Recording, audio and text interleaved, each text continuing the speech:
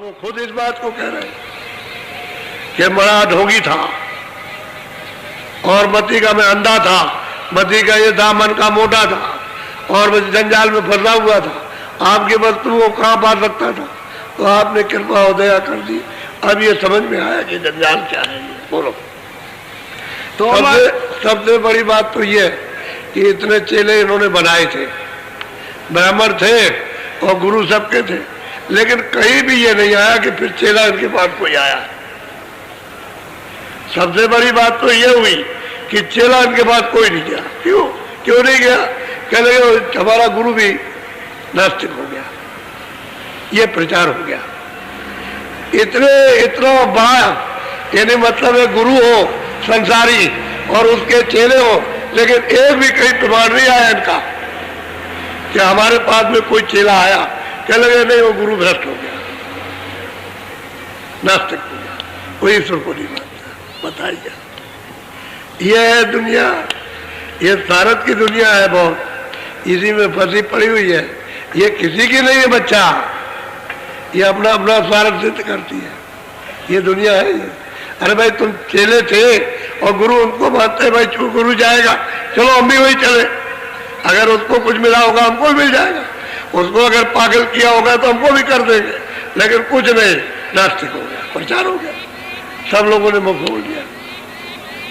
बोलो। तुम दयाल विधि ऐसी कीना, काल जाल तज सारई। कहते हैं कि आपने ऐसी दया और कृपा की है कि आप तीनों पर अनाथों पर दया कर दी कि काल के जाल से निकाल करके पार कर दिया। अब दोबारा लौट के नहीं आना, क्योंकि अब तो पार हो गए ना, समुद्र पार चढ़, कहते हैं चढ़ करके उस पार उतर गए, और लौट के नहीं आएंगे। रहेंगे जब तक ये समय है, तब तक जितनी उम्र है तब तक तो रहेंगे, लेकिन पार उतर गए, यही रहते हुए पार, जिंदा ही पार उतर गए, मरने के बाद नहीं। और हम लोग कहते हैं मर जाएंगे तब पार उतरेंगे, तो आपने देखा है? अरे मरने के बाद कोई चिट्ठी पत्री आई कि मैं वहां पहुंच गया हूँ स्वर्ग में और बैकुंठ में पहुंच गया हूँ या आ गया हूँ और तुम लोग ठीक अच्छी तरह रहना, मैं ठीक से हूँ या मतलब यह है कि दुख से हूँ? और कोई चिट्ठी पत्री नहीं, कहा क्या खाने गया। और बस आप भी कहते हो कि बस मरने के बाद हम भी चले जाएंगे, तो आपने का पता ना उसका पता। अब वो कह रहे हैं कि भाई मुझको जिंदगी में आपने पार उतार दिया। बोलो।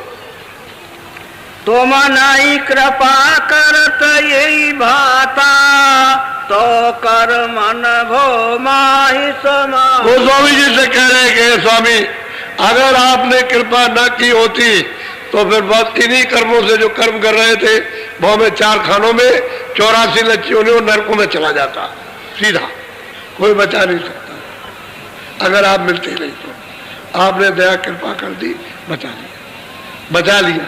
अच्छा हुआ कि उन लोगों से बला छूट गई, चलो कोई नहीं आया, अच्छा हुआ वही छोड़ के चले गए, नहीं बाद में हमको कुछ सोचना पड़ता और आपसे अर्जी करनी पड़ती कि वो हमारे पास लगे हुए तो इनका भी कुछ कीजिए।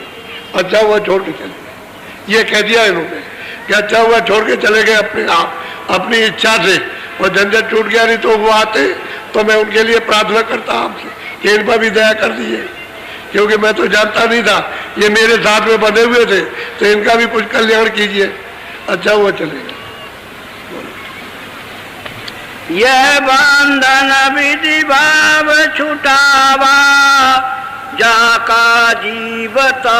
अब प्रियलाल कहते हैं कि स्वामी आपने वो कृपा की है कि यहाँ का जीव बना था, खुल नहीं सकता था, इन्हीं कर्मों में बंद करके वो 84 4 खानों में जा रहा था, आपने उसको छुड़ा करके और जहाँ का जीव उसी जगह पहुँचा दिया। जहाँ से सूरत आई थी वही पहुँचा दिया, जहाँ से जीवात्मा आई थी उसी जगह पहुँचा दिया, वही काम हुआ। तो असली चीज ये है कि लोग जानते हैं किसी मत के टेकी हो जाते हैं, रास्ता तो मिलेगा महापुरुषों से, और किसी मत के टेकी हो जाओगे, कोई भी मत होगा तो आपको रास्ता मिलता। क्यों कि जो बताने वाले वो सब अंधे, किताब में कुछ समझ नहीं सकते हो, तो फिर ये बताएगा कौन? देखने वाला तो बताएगा, तो किताबें तो कुछ देखती नहीं, किताबें तो महापुरुषों ने जो देखा उसका इशारा लिखा हुआ, और इशारा हमारी समझ में आएगा नहीं, तो महापुरुष मिलना चाहिए। उसी के लिए सबने कहा कि महापुरुषों की खोज करो, महापुरुषों की खोज करो, वो मिल जाएंगे जो प्राप्त करने वाले, तभी आपको रास्ता बताएंगे। नहीं मिलेंगे तो रास्ता आपको नहीं मिलेगा और पार नहीं जा सकते हो। तो कहते हैं अच्छा हुआ कर्मों के बंधन से छूट जाते, आपने ऐसी कृपा और दया कर दी कि पार उतार दिया, और जहाँ का जीव था, जहाँ की सूरत थी, वही घर में उसी भंडार में आपने पहुंचा दी। बोलो।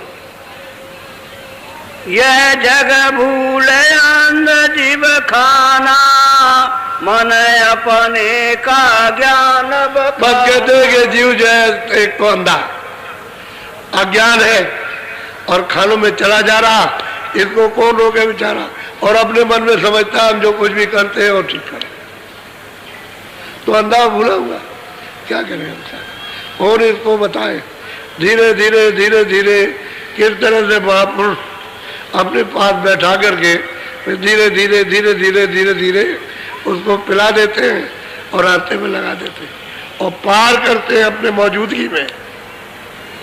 ये नहीं कि फिर का फेर रखे, तो उन्होंने पहुंचा दिया। जहाँ से सतलोक से तुरंत आई थी तो वहाँ सतलोक में पहुंचा दी, पार गई, निकल गई पार। बोलो। दीन होई संतन की लारा, तब पावे सतमत का द्वार। अब वो प्रियलाल कहते हैं कि स्वामी जो भी कोई दीन हो जाएगा, छोटा हो जाएगा, अनजान बन जाएगा, वही मतलब यह है दीन अनजान, वही उस सतमत का संतोष है रास्ता।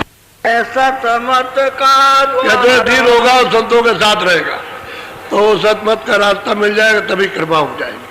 जब तक उसको सतमत का रास्ता नहीं मिलता, सत्य द्वार नहीं मिलता और वो रास्ता चलने का नहीं मिलता, तब तक कुछ नहीं हो सकता। उस दीन को मिलेगा, जो दीन होगा छूटा हो जाएगा वो पाएगा। संसार शुभ है, इसको ये छोड़ दो, मन से छोड़ो और बस दीन हो जाओ कि हम कुछ नहीं जानते, हमारे ऊपर कृपा दया हो जाए।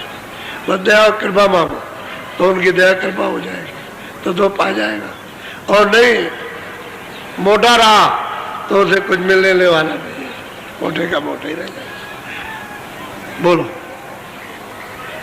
वेद वेद में नाही स्वामी, समझे परी ये अखत का। अब वो प्रियलाल कहते हैं कि ये भेद, ये रास्ता, ये पहुंच, ये दर्शन वेदों में नहीं है, क्योंकि उन्होंने वेद भी पढ़े थे।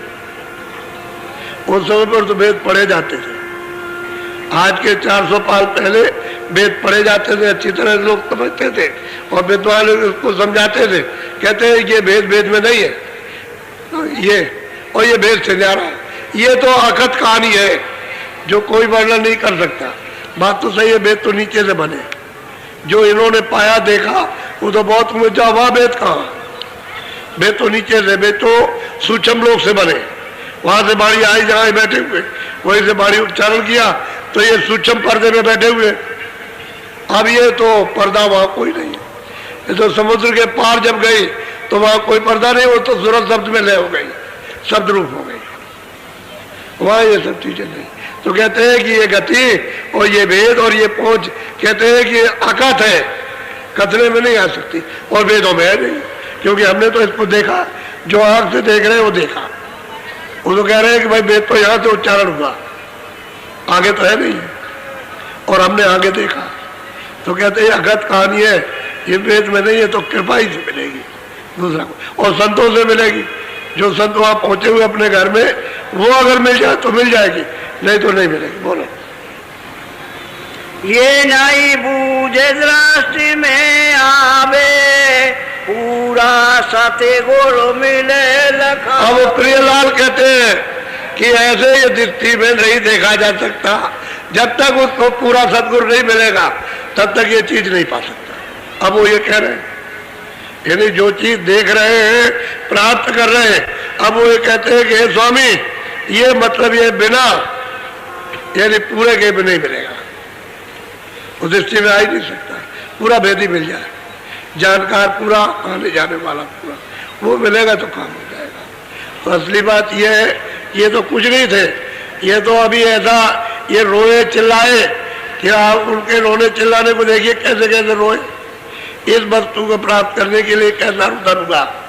यानी स्त्रियां भी पति के मरने पर ऐसा नहीं रोती है। इनके पास तो धनधाम सब कुछ था, लेकिन धनधाम किस तरह से इन्होंने लुटा दिया, फेंक दिया, तो ये वस्तु को पा गए। ये तो संपन्न थे, किसी चीज की कमी थोड़ी थी।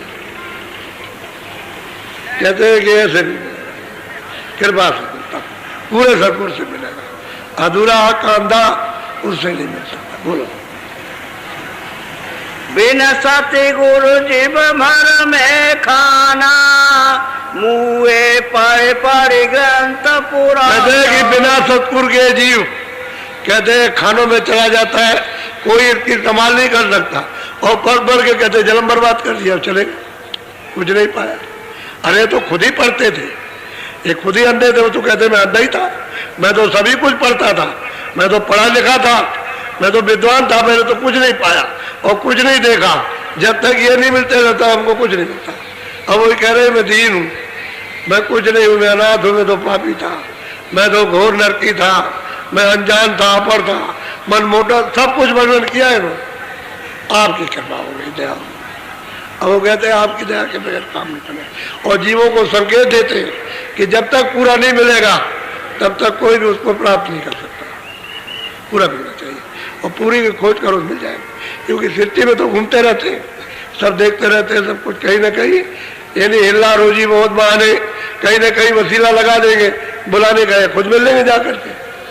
आप खोज तो करो उनकी, खुद मिल लेंगे, रास्ते में मिल जाए। कितने लोगों को तो रास्ते मिल गए, चले जा रहे और जानवर चरा रहा, आके बैठ गया, कहले तेरे घर में कुछ है, कुछ भूख लगी है, कहले मैं अभी जाता हूँ, आप बैठिए मैं अभी ले आता हूँ।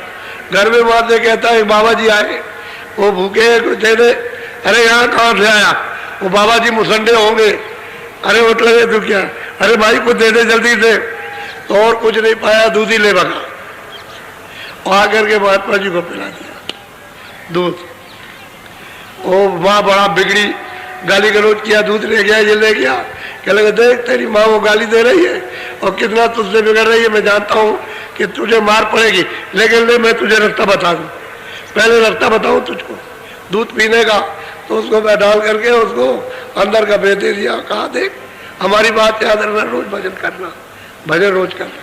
वो यह हांडी ले जाओ, वही छीके के नीचे डलिया होती है, उसके नीचे इसको रख देना चुपचाप, और उससे कहना भाई से कि मैंने कहा दूध पिलाया था। दूध कहाँ पिलाया? तू रोज रोज रोज रोज कुछ ना कुछ कहती रहती है कि तुम साधु को खिला देते रहिए, मैंने कहा दूध पिलाया।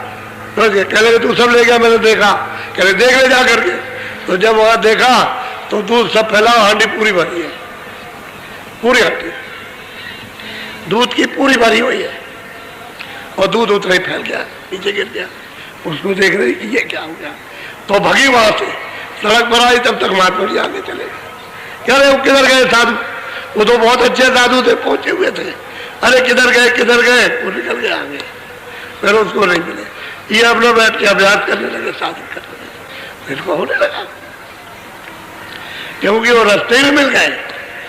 और एक दिन क्या, एक ही घड़ी में बता करके चले गए दूध पी करके। वो साधन करने लगा, उसको फिर अंदर मिलने लगे। फिर उसको बुला लिया उन्होंने कि तू यहाँ चलाना, मुझसे मिल जाना। फिर ये वहां गया, वहां जाकर के मिला, फिर उनसे सब कुछ कहने मतलब ये जो कुछ किया था वो सब बताया, और चरणों में गिर पड़ा और कहा कि दया हो गई आप पे। तो पूरे महात्मा मिलना चाहिए।